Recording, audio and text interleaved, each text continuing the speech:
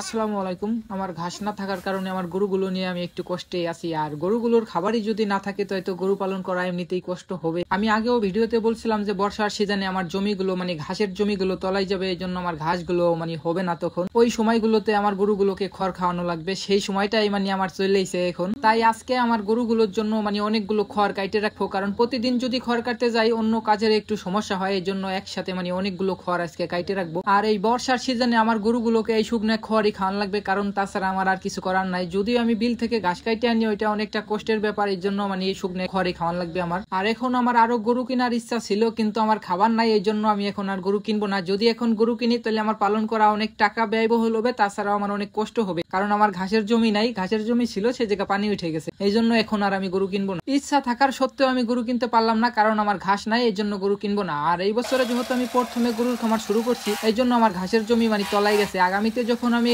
ঘাসের জমিতে ঘাস লাগাবো তখন এরকম সিস্টেমে আমি লাগাবো উপরের জায়গা, যাতে সেখানে পানি ওঠে না বর্ষার সিজনে, এমন জায়গা ঘাস লাগাবো আগামীতে। আর এখন যারা নতুন করে গরু কিনতে চাইতেছেন, আমি মনে করি এখন না কিনাই ভালো, কারণ এই সময় ঘাস তলায় যায় প্রায় জায়গায়, আমাদের নাগাল এরকম জায়গা যারা আছে তাদের ঘাস তলায় যাবে অবশ্যই, এই জন্য গরু না কিনাই ভালো। আর যাদের পর্যাপ্ত পরিমাণের খাবার আছে তারা অবশ্যই কিনবে। আর আমার ঘাস ছাড়া গরু পালন করার ইচ্ছা নাই, আমি যে খড় দিয়ে গরু পালন করব এরকম আমার ইচ্ছা নাই, এই জন্য আমি এখন গরু কিনবো না। আর যদি আমার ইচ্ছা থাকতো যে আমি খড় দিয়ে গরু পালন করবো, তাহলে অবশ্যই আমি এখন গরু কিনতাম। আর এখন আমাদের এখানে প্রচুর কাজের চাপ, পাট উঠতেছে আমাদের এখানে, এই জন্য প্রচুর কাজের চাপ, ফার্মে বেশি একটা সময় দেওয়া পারতেছি না, গরুগুলোরও তো যত্ন নেওয়া পারতেছি না। তাই একদিনে অনেকগুলো খড় কেটে রাখলাম, যাতে দু একদিন খাওয়ান যায় আর কি গরুগুলোকে। আর প্রতিদিন খড় কাটা সম্ভব না, এই সময় প্রচুর কাজ করতে হয়, এই জন্য প্রতিদিন কাটা সম্ভব না। এখন যারা গরুর ফার্ম দিবেন, আমার মতো এরকম টুকটাক কাজ কাম আছে যাদের, তারা এরকম যদি ফার্ম দিতে চান ভাই, যদি আমার ভিডিও দেখেন, আপনি দেখেন কি পরিমাণের কাজ করতে হয়, এরকম ভাবে যদি আপনি কাজ করতে পারেন তাহলে আপনি অবশ্যই দেন। আর একটা কথা কি ভাই, আপনি গরুর ফার্ম দিলেন, যদি আপনি চান যে একজন লোক রাখে তারপরে আপনি কাজ করাবেন, তাহলে কিন্তু আপনি ওখান থেকে এরকম একটা লাভবানও হইতে পারবেন না,